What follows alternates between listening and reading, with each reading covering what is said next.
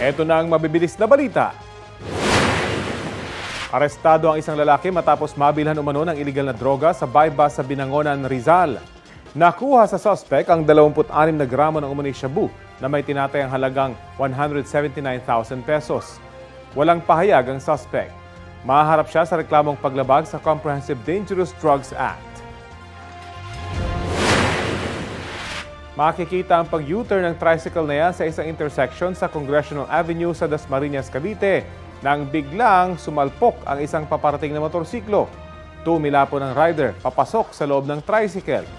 Tinulungan naman sila ng mga nakasaksi. Rumisponde ang mga traffic enforcer sa lugar at nagkausap at nagkaayos na ang dalawang rider. Kapuso, alamin ang maiinit na balita. Bisitahin at mag-subscribe sa GMA Integrated News sa YouTube. Sa mga kapuso abroad, samahan nyo kami sa GMA Pinoy TV at sa www.gmanews.tv.